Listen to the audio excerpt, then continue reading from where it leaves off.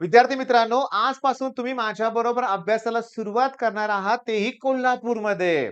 मग YouTubeवर व्हिडिओ कशासाठी? तर तुमच्यासाठी, अशा मुलांसाठी, की ज्यांना कोल्हापूरला यायला जमणार नाही. आज मी नक्की काय करणार आहे? स्टडी प्लॅन काय असणार आहे? मुलांशी कोणत्या गोष्टी बोलायच्या आहेत? त्यांना काय सांगायचं हे सगळं मला तुमच्याशी या व्हिडिओमध्ये डिस्कस करायचं आहे. पण जर कोल्हापूरमधले तुम्ही स्टुडंट असाल, ओके, आणि आज तुम्हाला भेटायला यायचं असेल, माझ्याबरोबर अभ्यासाला सुरुवात करायची असेल, तर तुम्ही या नंबरवर कॉल करा बरं का रे बाळांनो. आता हे जे 2 नंबर आहेत, या नंबरवर तुम्ही कॉल करा आणि लोकेशन किंवा बऱ्याचशा गोष्टी तुम्हाला डिस्कस करायच्या असतील तर नक्की करा. ॲक्चुअली आता नवीन एखादा स्टुडंट असेल तर पहिला प्रश्न असतो, की सर पेरेंट्सना घेऊन यायचंय का? एक लक्षात घ्या, मला टीचिंग स्टार्ट करायचंय. गेल्या रविवारी आपण पेरेंट्स बरोबर आपण एक सेमिनार अरेंज केला होता. पण तुमच्या पालकांना जर मला भेटायचं असेल, तर लेक्चर नंतर भेटू शकतात ना. एक लक्षात घ्या, पूर्णपणे प्रमोशनचा व्हिडिओ नाहीये. लक्षात घ्या. तुम्हाला तुमच्याशी डिस्कशन करायचंय. लगेच व्हिडिओ स्किप करू नका. असं प्रमोशन म्हणलं की कुणाला बघायचे व्हिडिओ असं होतं ना बाळांनो, तसं नका करू. सुरुवात करूया आपण. पण त्याच्या अगोदर आणखीन थोडंसं प्रमोशन करतोय. हे Insta पेज आहे. फॉलो करायला विसरू नका. त्याच्यावरचे व्हिडिओ पण छोटेसे आहेत, पण तिथं पण तुम्हाला मी मोटिव्हेट करायचा प्रयत्न करतोय. आणि हे आपलं ॲप्लिकेशन ज्याच्यावर 100-150 फ्री व्हिडिओ आहेत. तुम्ही बघून तिथून अभ्यासाला स्टार्ट करा. ॲप्लिकेशन प्ले स्टोअरवरून डाउनलोड करा. चला सुरुवात मेन गोष्टीला. नक्की चूक होते कुठं? मिस्टेक नक्की कुठं होते अभ्यासात? फिजिक्सचा अभ्यास करत असताना नक्की चूक होते कुठं लक्षात घ्या. आपल्याला सवय लागलेली आहे क्वेशन आन्सर. ओके. प्रश्न बघा, उत्तर पाठ करा. प्रश्न बघा, उत्तर पाठ करा. मी तुम्हाला क्लिअरली सांगू का, की परीक्षेत प्रश्न सोपे आलेले असतात, पण आपल्याला तो प्रश्न आम्ही बघितलेला नाहीये, तर उत्तर जमणार नाही असं होतं. मी तुम्हाला सांगतो, चला मी तुम्हाला प्रश्न विचारलाय. माझ्यासमोर एक मुलगा आलाय. ॲक्चुअली तो जे प्रिपरेशन करत होता. आता आपल्याकडे तो जॉइन झालाय. ओके. मग मी त्याला एक्स्ट्रा ऑर्डिनरी स्टुडंट आहे लक्षात घ्या. मग मी त्याला विचारलं, "ह्या प्रश्नाचं उत्तर दे." नाही आलं, नाही आलं त्याला. बरं. कोणत्या टॉपिक मधलं आहे हे तर तुम्हाला आठवतंय का बघा? हे रेडिएशन मधलं आहे. Kinetic theory of gases and radiation. तर हे थर्मल सबस्टन्स म्हणजे काय? मी तुम्हाला होमवर्क देतोय. अथर्मनस सबस्टन्स, डाय अथर्मनस सबस्टन्स. ओके. एक डायग्राम तुमच्या समोर मी काढून दाखवतोय. आता एक सबस्टन्स आहे समजा. याच्यावर हीट इन्सिडेंट होते.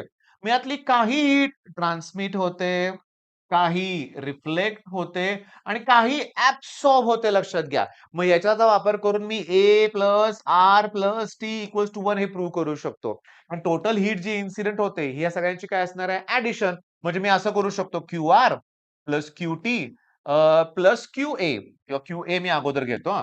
QA plus QR plus QT that equals to total heat लक्षात घ्या. आता प्रत्येकाला Q ने डिव्हाईड करतो. QA upon Q, QR upon Q आणि QT upon Q that equals to 1. अरे, जेवढी हीट ॲब्सॉर्ब केली त्याला जर मी टोटल हीटने डिव्हाईड केलं तर कोएफिशियंट ऑफ ॲब्सॉर्प्शन, हा कोएफिशियंट ऑफ रिफ्लेक्शन, हा कोएफिशियंट ऑफ ट्रान्समिशन. मग जर अथर्मनस सबस्टन्स मधून जर हीट ट्रान्समिट होतच नसेल, हीट ट्रान्समिट झालीच नाहीये, कोएफिशियंट ऑफ ट्रान्समिशन 0 येणार. बर. तर जर हीट ट्रान्समिटच होत नाहीये, तर मला A plus R equals to 1 मिळणार. मग तुम्ही जर पी-वाय-क्यू शोधायला गेला ना, तर Aची व्हॅल्यू देतील, Rची व्हॅल्यू देतील आणि Tची व्हॅल्यू विचारतील. ओके. बरं हे पुस्तकातले प्रॉब्लेम नाहीयेत. मग आपल्याला समजून घेतलं पाहिजे, की या प्रकारचे प्रश्न करायचे आहेत. बरं. मी एकच क्वेशन पेपर सिलेक्ट केलाय. त्यातला दुसरा प्रश्न बघा. What is the velocity of particle performing linear SHM at extreme position? त्या मुलानं फॉर्म्युले सांगायला सुरुवात केली. जो अजून पण माझ्या समोर आहे. थोडं ठीक आहे, हसतोय थोडासा आता म्हणूया आपण, कारण त्याची चूक त्याच्या लक्षात आली. आपली पॉइंटच आहे, की मिस्टेक नक्की काय आहे सांगतो. प्रश्न समजून घ्या. What is the velocity of particle performing linear SHM at extreme position? ऐका ना रे, आता हा एसएचएम परफॉर्म करतोय. इकडून इकडे जाणार आहे. तो इथे थांबणार आहे रे. एक्स्ट्रीमला थांबणार आहे आणि तो रिटर्न येणार आहे. इथं थांबणार आहे, तो परत येणार. थांबणार आहे, व्हेलॉसिटी 0 येणार आहे. मग मीन पोझिशनला व्हेलॉसिटी मॅक्सिमम येणार आहे. व्हेलॉसिटीचा फॉर्म्युला तुम्हाला आला पाहिजे. ओमेगा अंडर रूट ए स्क्वेअर मायनस एक्स स्क्वेअर. मग या ठिकाणी एक्स इक्वल्स टू जर ए पुट केलं, तर व्हेलॉसिटी 0 येईल. फॉर्म्युला काय व्हेलॉसिटीचा? ओमेगा अंडर रूट ए स्क्वेअर मायनस एक्स स्क्वेअर. बरं इथं एक्सची व्हॅल्यू 0 असते. त्यामुळे या ठिकाणी मॅक्सिमम व्हेलॉसिटी ए ओमेगा येणार. क्लिअर? बरं, अरे असे किती प्रश्न आहेत ना, बघा ना, हे प्रश्न मोजूया आपण. मगाचा एक प्रश्न झाला, हा दुसरा मार्क. Curie temperature. आपण डेफिनेशन पाठ करतो क्युरी टेम्परेचरचं. पण इथं काय विचारलंय? What happens to the ferromagnetic substance? अरे तो फेरोचा पॅरामॅग्नेटिक सबस्टन्स होतो. डेफिनेशन केले तुम्ही. मग मला उद्या काय करायचंय? उद्या सॉरी मला आज कोल्हापूरमध्ये काय करायचंय लक्षात घ्या, की मला मुलांचा कॉन्फिडन्स वाढवायचा आहे. कसा वाढवायचा आहे बघा. एका पेपरमध्ये 1, 2 Kirchhoff's voltage law deals with conservation of energy. First law of thermodynamics, conservation of energy. Kirchhoff's current law, conservation of charge. Bernoulli's conservation of energy. एकसारखे प्रश्न झाले? 1, 2, 3 डायनोमाइट रेशोची फॉर्म्युला विचारलाय. मग तुम्हाला डेफिनेशन वरून फॉर्म्युलावरून युनिट मस्त अभ्यास होणार आहे. मग मला अजून पण यायचं असेल बघा, सेमिनार आपला 11 वाजता सुरू होणार आहे. हा व्हिडिओ आम्ही पहाटे आता अपलोड केलेला लक्षात घ्या. तुम्ही इमिजिएटली कॉल करून भेटायला या किंवा मी तुम्हाला उद्या याचं डिटेल्स आणखीन काय झालं, काय घेतलं हे मी सांगणार आहे. तो अभ्यास तुम्हाला करायचा आहे. बरं. For which of the following bodies principle of perpendicular axis applicable? Laminar ऑब्जेक्टसाठी. हा प्रश्न बघा. म्हणजे 1, 2, 3, 4, 5, 6 प्रश्न झाले. पण थांबा.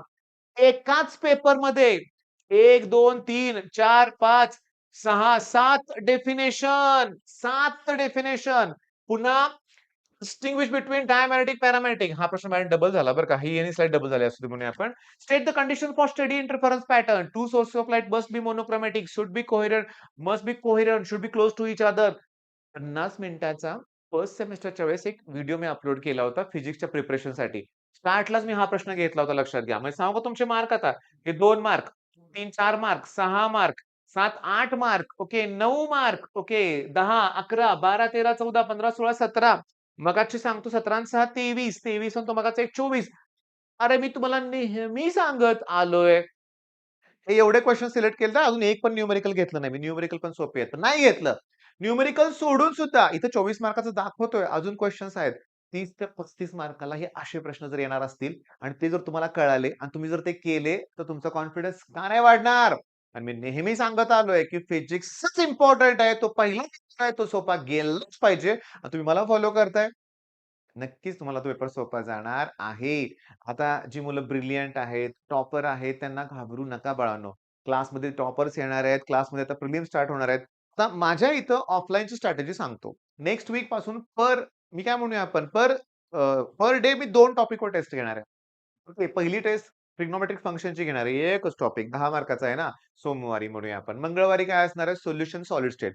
बुधवारी काय असणार आहे? Rotational KTG. केटीजी म्हणजे फ्लुइड मेकॅनिक्स घेऊया अगोदर. वळीने जायचं लक्षात घ्या. 2 टॉपिकवर टेस्ट. डिसेंबर महिन्यात रोज टेस्ट घेतल्या 2-2 टॉपिकवर, तर डिसेंबर महिन्यात टॉपिकवर सगळ्या टॉपिक वाईज टेस्ट कव्हर होतील. अभ्यासाला वेळ मिळेल तुम्हाला. मग जानेवारी महिन्याच्या पहिल्या आठवड्यात एक-एक प्रिलिम घेतली तरी बास बोर्डसाठी एवढं सफिशियंट आहे लक्षात घ्या. मग बोर्डची तयारी करत असताना सीईटी तयारी होते का? अरे होते ना. काय नाही होणार? गायरोमॅटिक रेशोची डेफिनेशन करताय. ओके. फॉर्म्युला करताय. मग त्याची व्हॅल्यू पण कळेल ना. त्याची व्हॅल्यू 8.8 इंटू 10 युनिट विचारतील कुलोम्ब पर केजी. मग चला माझ्यावर आज अभ्यासाला सुरुवात करा. पॉसिबल असेल तर कोल्हापुरात नक्की भेटायला या. प्रायोर बुकिंग ते आपण एक Google फॉर्म तुम्हाला दिलाय डिस्क्रिप्शनमध्ये चेक करा. तो भरा आणि भेटायला या. All the best.